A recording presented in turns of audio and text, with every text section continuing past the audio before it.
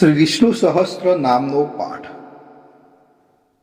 વિષ્ણુ સહસ્ત્ર નામ સ્તોત્ર એ મહાભારતના અનુશાસન પર્વમાં ભીષ્મ પિતામહ દ્વારા યુધિષ્ઠિરને જણાવવામાં આવેલ ભગવાન વિષ્ણુના 1000 પવિત્ર નામો છે, જેનો પાઠ કરવાથી પાપોનો નાશ, મોક્ષ પ્રાપ્તિ અને ભય મુક્તિ મળે છે. નિયમિત પાઠથી દુશ્મનોનો નાશ, સમૃદ્ધિ અને માનસિક શાંતિ મળે છે. ખાસ કરીને તુલસી કે પીપળા પાસે બેસીને પાઠ કરવાથી વિશેષ પુણ્ય મળે છે. તો ભક્તો, આજના આ વિડીયોમાં આપણે વિષ્ણુ સહસ્ત્ર નામનો પાઠ અને વિષ્ણુ ભગવાનના 51 નામનો જાપ કરીશું. તો પાઠ શરૂ કરતા પહેલા કોમેન્ટની અંદર ઓમ નમો ભગવતે વાસુદેવાય અથવા તો જય શ્રી કૃષ્ણ લખવાનું ભૂલતા નહીં. હવે આપણે સૌ પ્રથમ સાંભળીશું વિષ્ણુ સહસ્ત્ર નામનો પાઠ. વિષ્ણુ સહસ્ત્ર નામનો પાઠ આ રીતે છે. અંત વિનાના હજારો સ્વરૂપવાળા, હજારો ચરણ, હજારો મસ્તક, હજારો સાથળ અને હજારો બાહુવાળા પરમાત્માને મારા નમસ્કાર હો.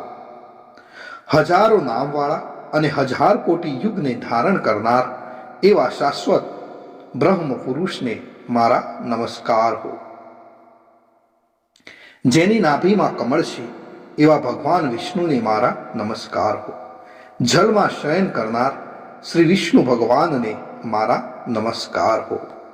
હે કેશવ, હે અનંત, આપને મારા નમસ્કાર હો. હે વાસુદેવ, આપને મારા નમસ્કાર હો. હે વાસુદેવ, આપની વ્યાસનાથી ત્રણેય લોક વાસનાવાળા થયા છે અને સર્વ પ્રાણી પદાર્થના આપ નિવાસ સ્થાન રૂપ એવા હે વાસુદેવ, આપને મારા નમસ્કાર હો.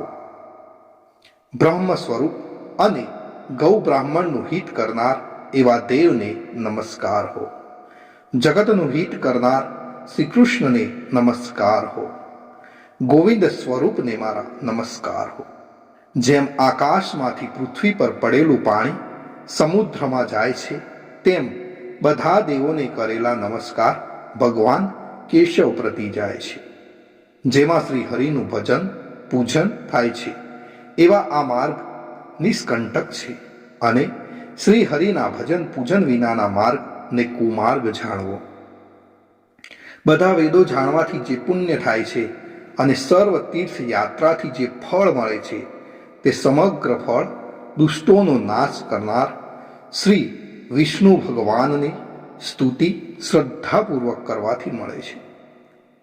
જે મનુષ્ય શ્રી હરિના મંદિરમાં નિત્ય 3 વાર પ્રભાત, મધ્યાહ્ન અને સાયકાળ 2 કે 1 વાર પણ આ વિષ્ણુ સહસ્ત્ર નામનો પાઠ કરે છે, તેના સર્વ પાપ કર્મો નાશ પામે છે.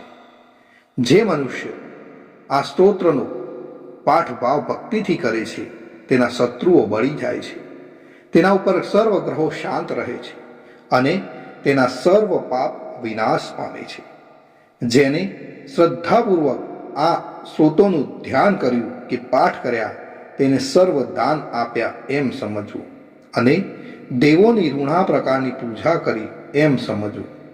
ભગવાન વિષ્ણુ કહે છે, જે મનુષ્ય દરેક બારસના દિવસે મારી સમીપ આ સહસ્ત્ર નામનો પાઠ કરે છે, તેને આ લોક કે પરલોકમાં કોઈ પણ ઠેકાણે ભય રહેતો નથી અને તેના કરોડો કલ્પનાના પાપ ધીમે ધીમે બળી જાય છે.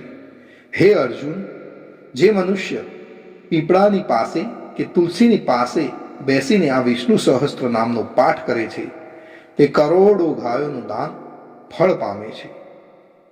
વળી જે મનુષ્ય નિત્ય શિવાલય અથવા તુલસીના વનમાં બેસીને નિત્ય શ્રી વિષ્ણુ સહસ્ત્ર નામનો પાઠ કરે છે, તે મોક્ષ પામે છે અને તેના બ્રહ્મ ઇત્યાદિ ઘોર પાપ હોય તો પણ તે સર્વ નાશ પામે છે.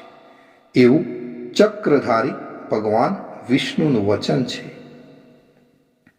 ઇતિ શ્રી જન્મ મહાભારત ભીમ યુધિષ્ઠિર સંવાદે શ્રી વિષ્ણુ દિવ્ય સહસ્રના સ્તુતિ સંપૂર્ણ.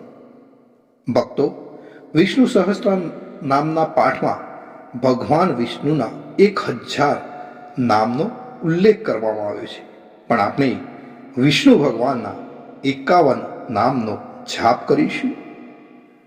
ભગવાન વિષ્ણુના 51 નામનો જાપ. ઓમ વિષ્ણવે નમઃ, ઓમ ભૂતાત્મને નમઃ, ઓમ પરમાત્મને નમઃ, ઓમ પુરુષાય નમઃ, ઓમ અક્ષરાય નમઃ, ઓમ યોગાય નમઃ, ઓમ શ્રીમતે નમઃ, ઓમ કેશવાય નમઃ, ઓમ પુરુષોત્તમાય નમઃ, ઓમ શિવાય નમઃ, ઓમ સંભવાય નમઃ, ઓમ ભાવનાય નમઃ, ઓમ ઈશ્વરાય નમઃ, ઓમ પદ્મનાભાય નમઃ, ઓમ અમરપ્રભવે નમઃ, ઓમ શાશ્વતાય નમઃ, ઓમ કૃષ્ણાય નમઃ, ઓમ પવિત્રાય નમઃ, ઓમ પ્રાણદાય નમઃ, ઓમ પ્રાણાય નમઃ, ઓમ માધવાય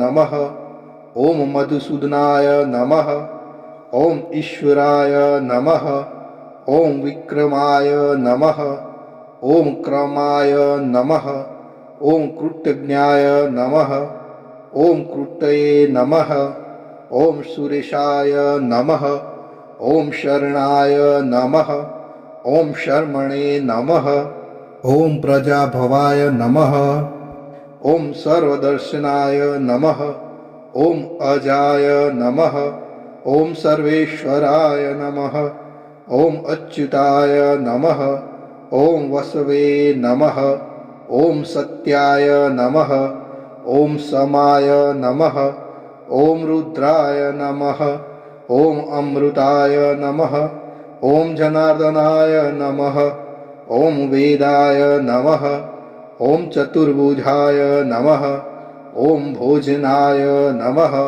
ઓમ વિજયાય નમઃ, ઓમ વામનાય નમઃ, ઓમ નિયમાય નમઃ, ઓમ યમાય નમઃ, ઓમ માધવાય નમઃ, ઓમ અનિરુદ્ધાય નમઃ, ઓમ ગોવિંદાય નમઃ.